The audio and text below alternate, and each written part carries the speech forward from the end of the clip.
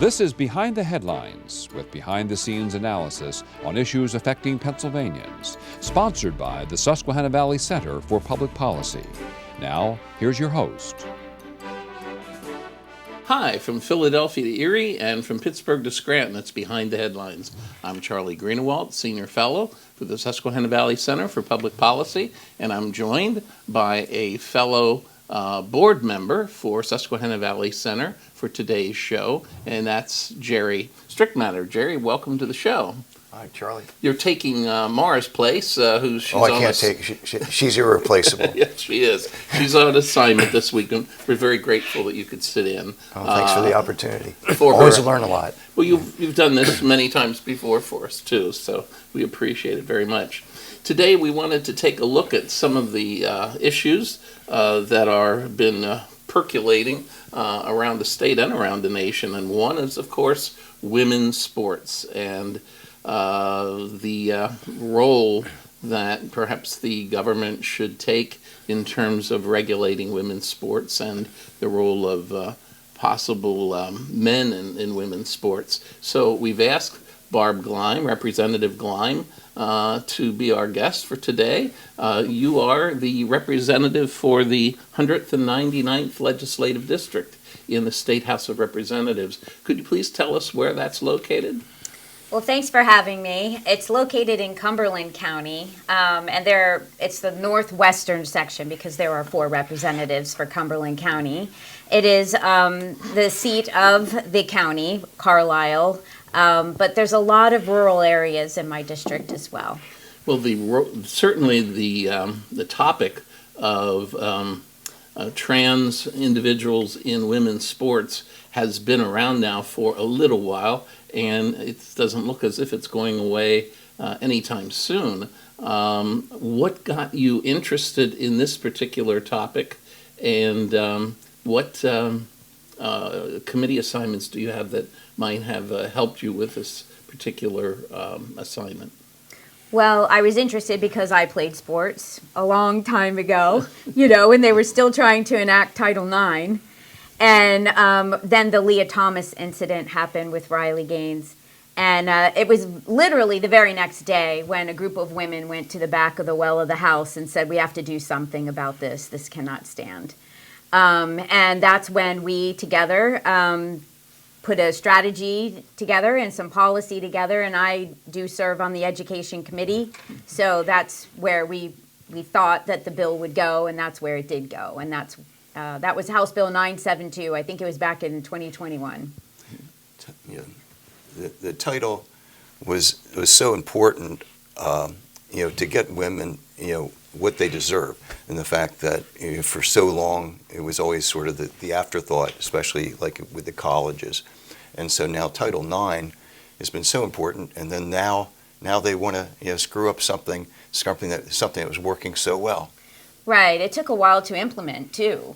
To be honest, it was passed in 1972, but it was really about 10 years later when schools really were able to get up to speed and create the spaces for those women's athletic events. So now, here we are with men and women's sports, and it's totally opposite of what Title IX was intended.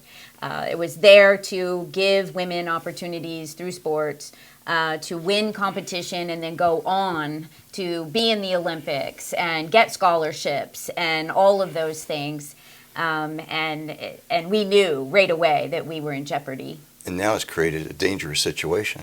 Right. So it's not only the opportunity section, but it's the safety aspect of it. It's the mental health part of it, too, for a woman that has fought her whole life. Look, you get onto a swim team when you're 5 or 6, and you're in there fighting to win these competitions, and then you get all the way up to high school and you get it taken away. And there's nothing you can do. And men are just different than women. They are bigger and stronger, and you've heard they have bigger lungs and just the capacity to win very easily, especially in track and field and swimming and some of the other sports. When you saw it in boxing at the Olympics a couple of years ago, where it wasn't even a contest. It's funny, in our school, we always had these competitions, who was the fastest. In the elementary school, it was boys and girls mixed together. And so lo and behold, in third grade, I'm the fastest boy and I'm facing the fastest girl. Everybody thought I'd lose. I won easily. Same thing happened again in fifth grade. Myself and another young lady were faced against one another, and I won again. And it just wasn't a fair competition, but for some reason there was the belief that either one could win. We've now addressed this situation, haven't we, in terms of Olympic competition? Well, all the way back 5 years ago, or 4 years ago, we did contact the Olympic Committee and some of the members there and just wanted to get their take on what was actually happening. And we pleaded with them, to please intervene. And because we thought if the Olympic Committee did it, then NCAA would do it, then PIAA would do it, and it would just come down and secure women's sports, and so they could have their own category. And it didn't happen right away because there was a groundswell of, I don't know if this is right, you're discriminating. And I really went back and said, no, this is discrimination against women. Right. And then there was also the talk about doping. We had that conversation with the Olympic Committee, because in a lot of the Olympics, if you get tested, and if you are over 5 nanomoles in testosterone as a woman, you're not allowed to compete. You are accused of doping. But meanwhile, you have a man who's taking drugs to get, down to the estrogen levels of a woman and has not been able to do it. But yet they still let them compete. So it's not fair. Like that's just the fairness part, another whole aspect. I think that the last Olympics, where the boxing came in and after some women were actually hurt physically, like Peyton McNabb with the volleyball spike in the face and everything, I think they really came to their senses and just decided, look, if we have to do a third category, we'll do a third category, but we really need to know who the best woman is. Like all the people watching, across the Commonwealth, that get to see the show, I'm sure that they're wondering, what can they do to make sure that all these wrongs are corrected? And so right now, with the legislative process or with the Olympics or with court cases, what do you suggest that our viewers do in contacting their representatives or contacting the girls' sports teams? What do you suggest? Well, we have the votes. We have the votes. I mean, you saw Senate Bill 9 came down in a bipartisan manner, and we have the votes in the House. It's already passed once out of the House and the Senate, okay? And the executive branch decided they knew better than the people. And so now it's the same thing happening again. If it came up for a vote in the House right now, it would pass. It is just leadership in the House on the Democrat side that is keeping this issue at bay. And I believe it's because the governor doesn't want to have it on his desk. That's just my belief. I know certain groups that have gone in and spoken to the governor's staff, and he said it's not an issue in Pennsylvania. Well, it started in Pennsylvania. It is definitely an issue in Pennsylvania. We do have boys in the girls' bathrooms and girls' sports in Pennsylvania. And it is an 80-20 issue. And they really need to start calling the leadership in the House on the Democrat side to get this moving. Is the governor's wife on the same page as the I governor? have no idea. I haven't talked to her. I know they have two children. girls. They have children. Yeah, no, I don't know. She talks to other women, I'm sure. I don't. I just think that that's where the pressure needs to be right now because we have the votes. Are the governor's girls involved with sports? I do not know. I once I put out a comment that the governor must never have been in sports himself, and maybe he wasn't a very good athlete if he was. But I'm just saying, maybe there's a disconnect there where he just doesn't understand that this isn't fair. It's not safe.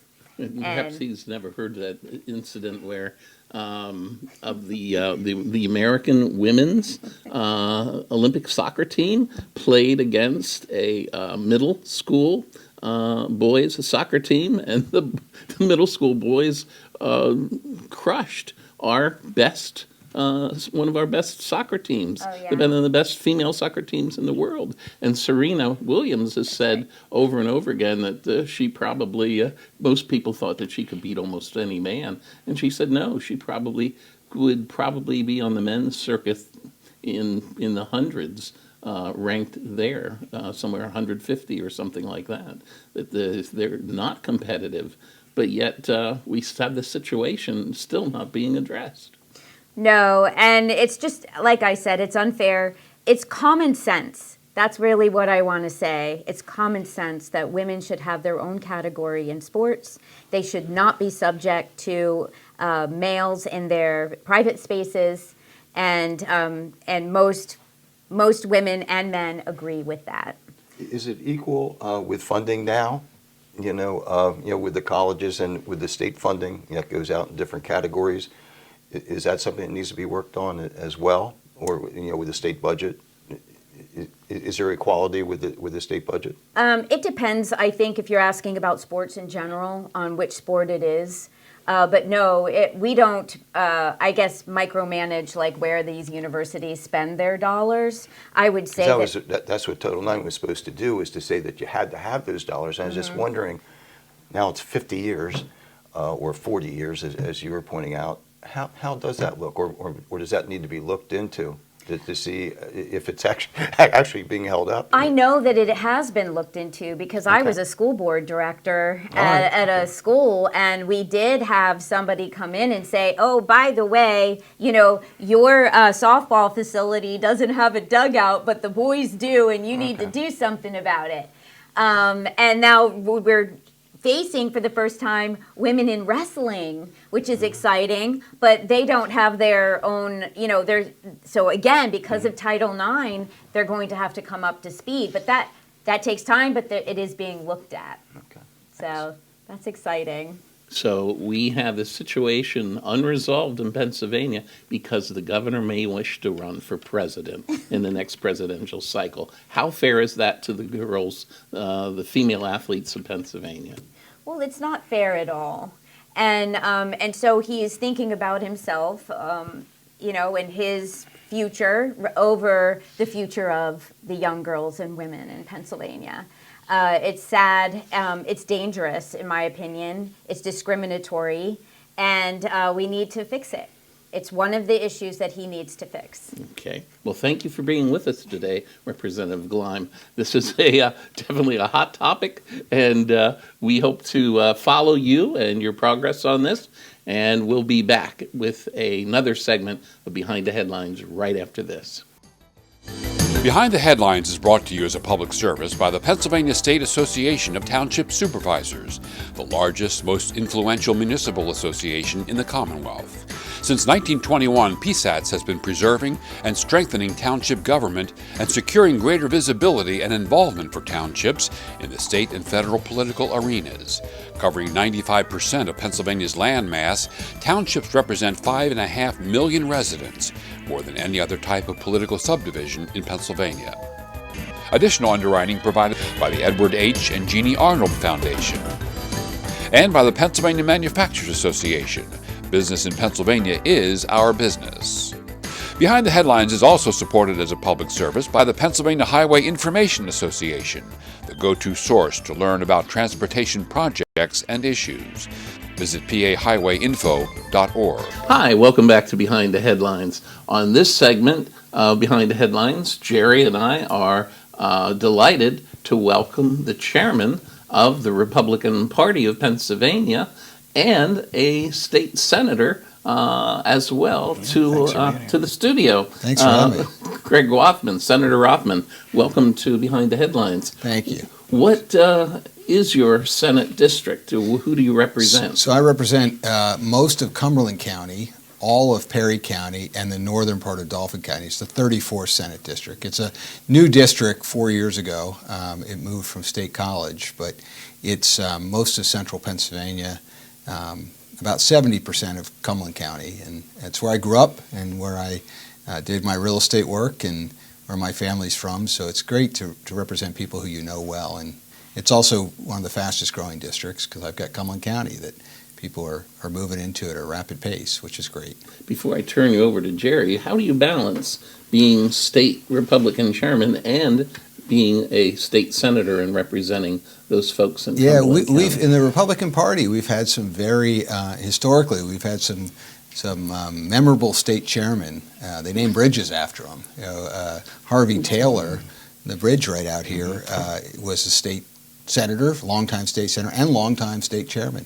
When I became state chairman, the Democratic state chairman was Senator Jere Strittmatter, and the best party chairman in the country was a state senator from Florida named Joe Gruters, who would go on to become the RNC national chairman now. So it's about time management, of course. It's making sure that you avoid any conflicts.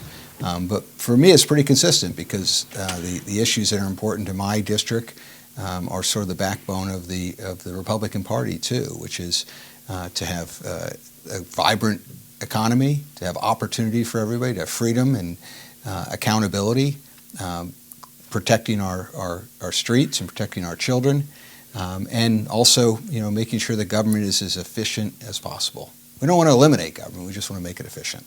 Right. We'll talk about efficiency. There's a lot to work on with this budget that was presented by the governor because of overspending again and again and again, and even taking from programs that had their own funding, to use that, for other things, like with highways, for instance, and with the state police are being paid for by the highway funds. And so tell us about how you're going to try to approach that this year. Yeah, so there are two theories that I talk about, my staff talks about. One is, I think it's Parkinson's theory that says no matter how much money you give government, they'll spend it all. Oh yeah, that's true. And then the other theory is a theory that I grew up in. And I'm a Marine, and I was part of a small business.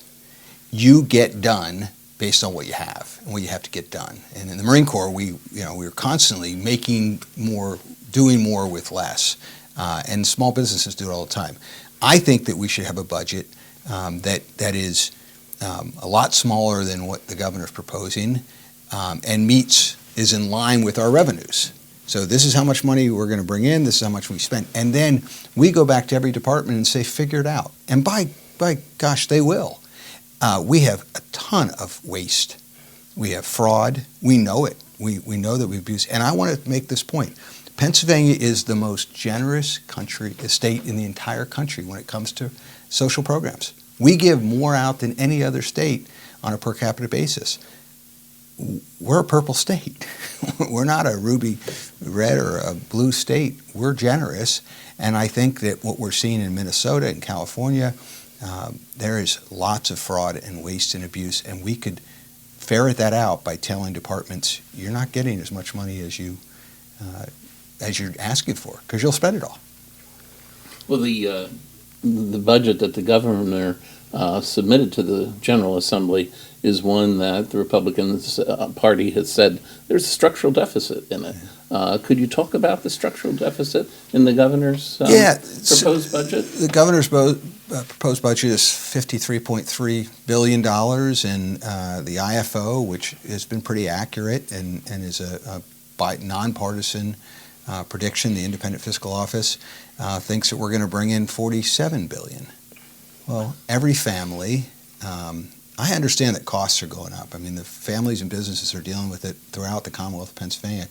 But when government spends more money, especially money we don't have, it takes money out of the economy. So it would go through all of our reserves, and it would put us in a point where we would have to have massive cuts, or what I think the Democrats would like to see, a massive tax increases, which are only short-term benefit, and in the end will hurt Pennsylvania even more. We've got a demographic crisis in Pennsylvania. We've got to turn it around. It doesn't matter what our budget or how much money we spend.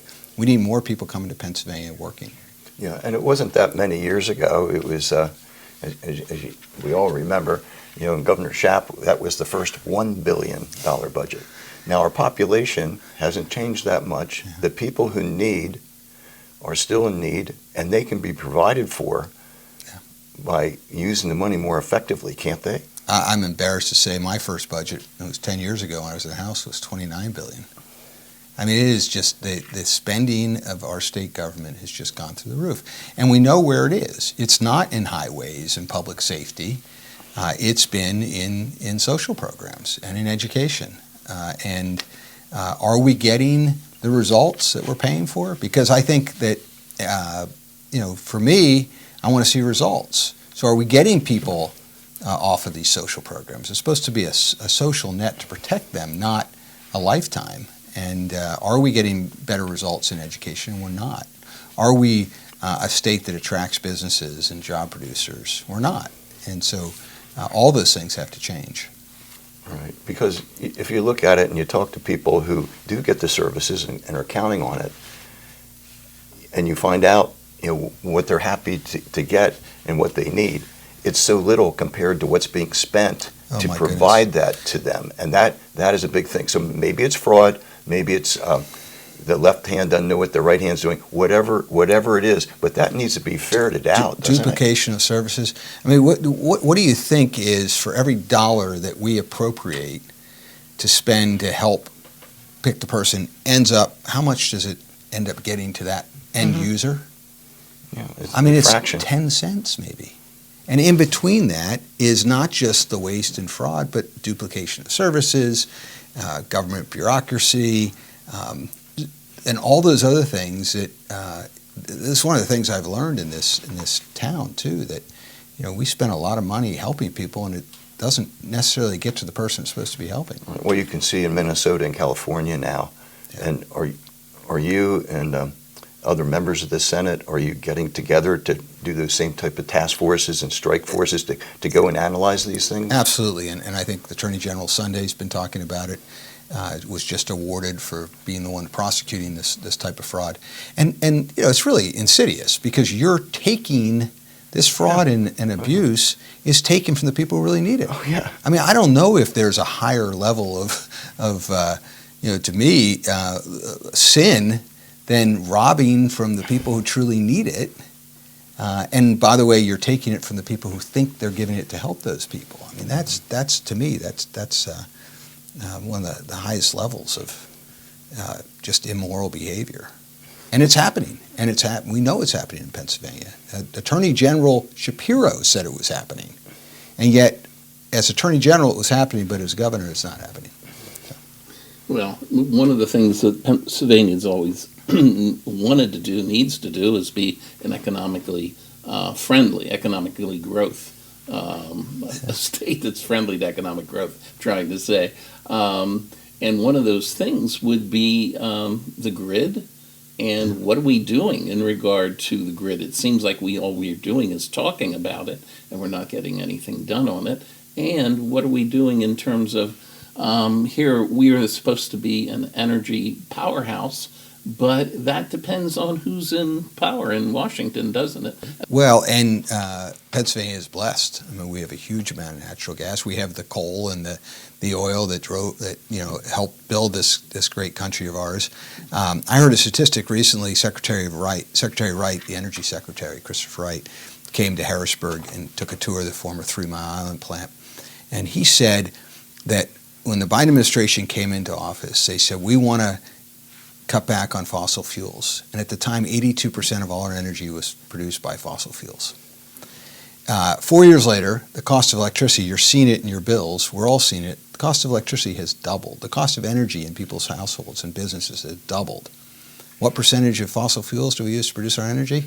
82%. So that hasn't changed, and yet a lot of people have made money, and it's gone to these alternative fuels schemes, I think it is, or has gone to build windmills and solar panels that the Chinese are making, and put restrictions on the production of energy that the Trump administration has taken off. And the Republicans believe that we can be responsible stewards of the environment. In fact, we've seen because of natural gas, we've seen our air get cleaner in Pennsylvania by like 40%. But the idea that we're mining coal in Pennsylvania and it's going to India and China to put into their coal-fired energy facilities is silly. It's the same atmosphere. And I'm sure or besides rotate. that many of our viewers have have a lot of ideas or a lot of frustrations. How would they get in touch with you, and if not you, the group that should get together to make sure that they understand what their ideas are too, so that you can do it? One of them I would do is to say, bring back the sunset. Yeah. The fact that we got around it, we had sunset in, you do something for 10 years, you judge it, and you see, and if it doesn't justify itself, you sunset it. And then it all became these resolutions, so everything just got continued anyway. But I think we should bring that back, don't you? Yeah, and look, there's a lot of civic education that needs to be done. John Fetterman, the Democratic senior senator now from Pennsylvania, I was at an event with him, and he said, most of my party doesn't realize that when they plug something in the outlet, that's not where electricity comes from. I mean, you've got to make it somehow. You have to produce it. And I feel like they think the same way about computing and data centers. And I mean, there's people don't want data centers. Well, are you willing to stop using your computer? Because that's what data centers are, that's where the compute's coming from. We don't want fossil fuels. First of all, I think fossil fuels we're blessed with them. This is a blessing. Energy and oil and natural gas and the coal, that's a blessing, and it's freedom. And it's what has made our, increased our life expectancy. There are places in the world that they can't cook their food. They don't have, they're going to use wood to cook their food or heat their homes, or if they even have homes. So I think that we've been blessed with this, and we should be making the most of it. Well, in the last minute, Senator, what is the future of the Republican Party in Pennsylvania? What should the Republican Party be doing in Pennsylvania? Yeah, right so in 2024, the Republican Party of Pennsylvania had its best election in my lifetime. We won everything, including electing Donald Trump and winning the Attorney General. We didn't win back the House of Representatives. That was the only bad spot in the State House. But it's hard after an election like that. What do you do next? So when I first got involved in politics and first ran, there were over 1 million more Democrats registered to vote than Republicans. As of today, we're down under 200,000, 171,000, and the active voters were in like the 45 or 46,000 voters. So parity. Now, we won elections statewide back in the day when we had 1.5 million more Democrats than Republicans, but we want to have just as many Republicans as Democrats registered to vote. Now, Democrats have picked up the last couple of months, but that's natural too. When you're going 1 million miles an hour, there was a story in the Inquirer. They talked about, hey, the Democrats have actually picked up a couple votes lately, and I said it's like the Iranians coming out of their house and saying, "Oh, look, have you come back?" We definitely have to have you come back.